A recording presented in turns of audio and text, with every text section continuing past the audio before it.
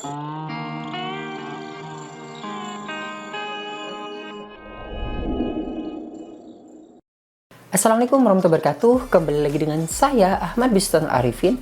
Pada kesempatan kali ini saya akan menyampaikan salah satu informasi kepada Bapak Ibu semua yang saya kutip dari jpnn.com. Di sini ada informasi bahwasannya honorer Tendik tercecer bisa bernafas lega. Ada kabar baik dari Dirjen Nunu.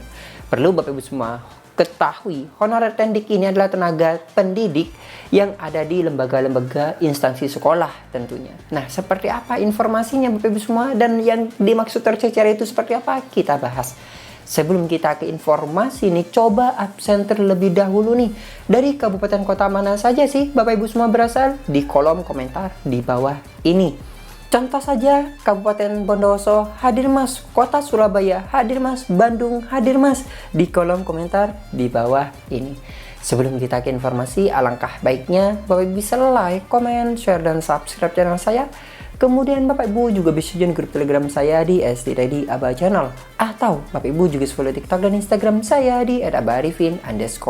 Kali ini Aba Channel telah memiliki sebuah website yang Bapak Ibu bisa kunjungi nantinya di www.abachannel.com. Serta seandainya jika Bapak Ibu ingin berkontribusi pulsa pada Aba Channel ini, Bapak Ibu bisa kirimkan pulsa nomornya berikut di bawah ini.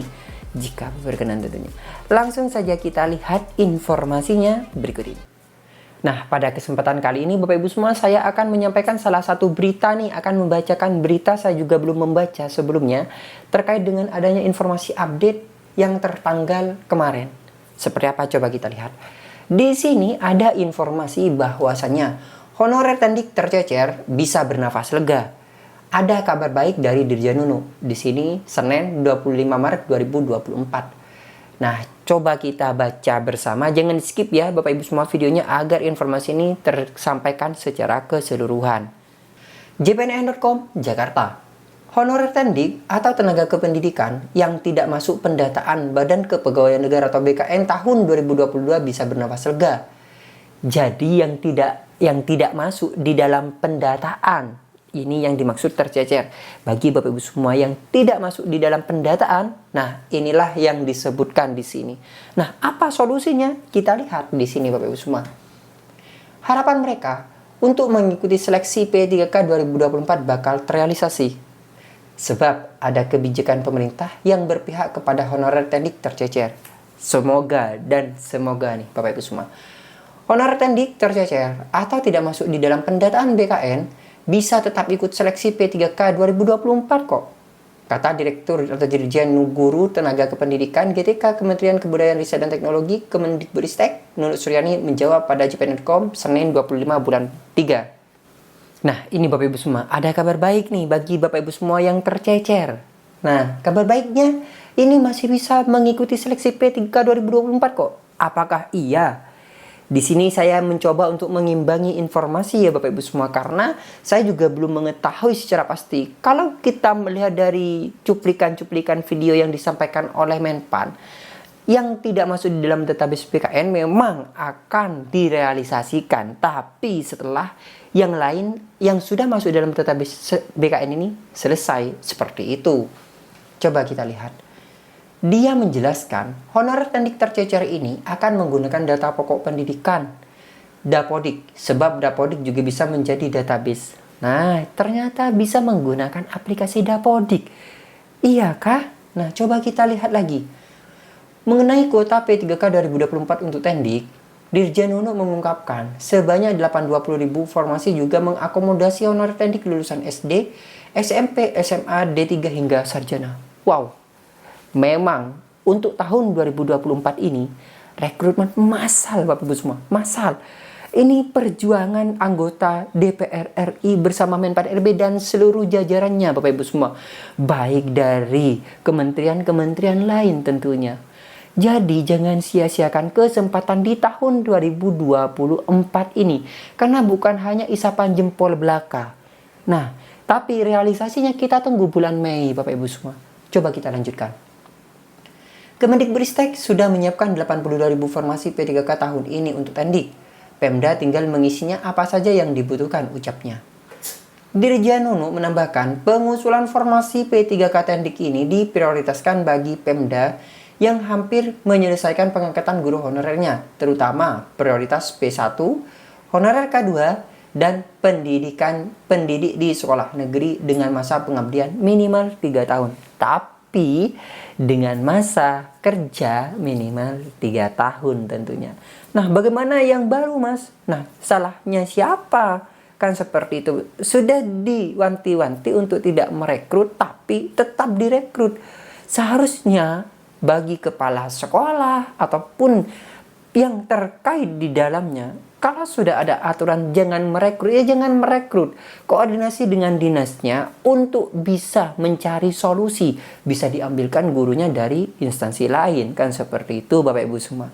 Itu sih pendapat saya. Bagaimana pendapat Bapak Ibu semua? Cantumkan di kolom komentar di bawah ini. Karena kalau kita terus merekrut, tidak akan habis. Sampai kapan? Kan seperti itu pertanyaannya.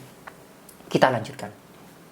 Sebelumnya, Sekjen DPP Forum Honorer Non-Kategori 2 Indonesia atau FHNK2I Tenaga Kependidikan atau Tendik Herlambang Susanto mengatakan masih banyak rekan-rekannya yang tercecer. Mereka tidak masuk di dalam database BKN. Hal ini sangat meresahkan honorer tendik khususnya penjaga sekolah. Dia mengaku terus berkoordinasi dengan pusat agar bisa mendapatkan kesempatan yang sama di dalam pengangkatan P3K di tahun 2024 ini.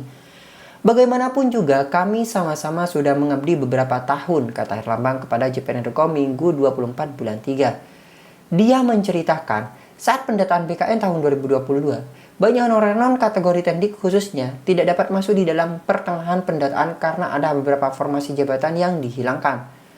Menurut Herlambang, kurang lebih 246 formasi termasuk penjaga sekolah yang hilang. Betul sekali memang. Karena untuk kemarin penjaga sekolah itu kan masuknya di outsourcing. Sedangkan kalau di sekolah perlu diketahui, mungkin pusat juga melihat informasi ini bahwasannya sekolah itu bukan dari tenaga outsourcing, tapi mereka juga mengabdi lama. Nah, mungkin pusat belum mengetahui ini. Saya informasikan. Seperti itu Bapak Ibu semua. Karena kalau untuk pramu kebun, pramu bakti apa kemarin tidak masuk di pendataan. Karena di edaran Menpan sudah jelas itu masuk di tenaga outsourcing. Tapi beda kasus di sekolah itu bukan outsourcing. Saya hanya menyampaikan saja informasi di lapangan Bapak Ibu semua. Belum lagi saat pendataan berlangsung, ada bahwa 3 kategori honorer, satuan pengamanan, tenaga kesehatan, kebersihan, dan driver akan di-outsourcingkan. Memang benar sekali Bapak Ibu semua, di edaran Menpan memang seperti itu waktu itu ya Bapak Ibu semua. Banyak yang menyamakan penjaga sekolah dengan tenaga kebersihan, padahal penjaga sekolah hampir meliputi 3 kategori. Ucapnya, pagi hari penjaga sekolah menjadi pramusaji, juga menjelang siang menjadi kurir atau pengirim surat antara ke sekolahan dan dinas terkait. Sore hari menjadi tenaga kebersihan, membersihkan kelas dan lain-lain. Malam tetap menjaga keamanan dan ketertiban lingkungan sekolah. Namun, lanjutnya, saat itu ada beberapa Pemda yang berusaha menyelamatkan tendik sekolah agar bisa masuk pendataan non-ASN. Benar sekali. Benar sekali ini Bapak Ibu semua. Di lapangan itu seperti itu. Bagaimana menyelamatkannya? Mungkin Bapak Ibu semua mengetahui jawabannya. Coba komentar di kolom komentar di bawah. Bagaimana cara mengamankan tenaga honorer tendik ini? Coba komentari di kolom komentar di bawah. Saya ingin mengetahui seperti apa jawaban dari Bapak Ibu semua. Caranya dengan mengubah SK jabatan ataupun masukkan dalam formasi yang ada, misal tenaga administrasi. Ini menurut salah satu anggota, maksudnya salah satu forum. Tapi kalau di instansi Bapak Ibu semua seperti apa penyelamatan mereka-mereka ini? Karena Bapak Ibu semua, saya pribadi memang jujur, untuk yang di sekolah itu tidak bisa disamakan seperti outsourcing. Karena mereka juga mengabdi, itu bekerja di instansi tersebut itu lama. Dan waktu jamnya seperti tenaga non-ASN yang lainnya. Misalnya 37, berapa jam. Dan seperti itu. Teman-teman penjaga sekolah sampai saat ini, bila diberi kesempatan ikut pengangkatan menjadi P3K par waktu pun sangat senang dan gembira terangnya.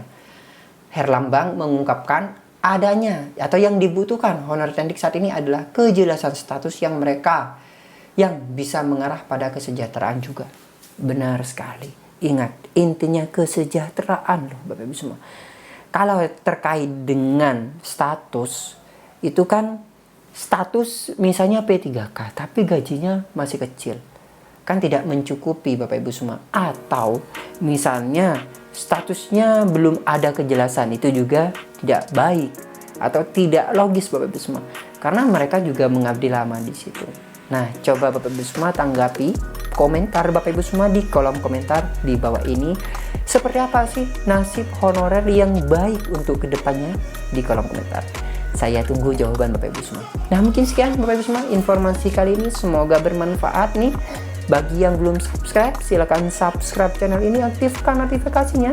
Saya harapkan Bapak Ibu bisa menjadikan channel ini sebagai rekan atau sahabat Bapak Ibu dalam mencari sebuah informasi. Wassalamualaikum warahmatullahi wabarakatuh.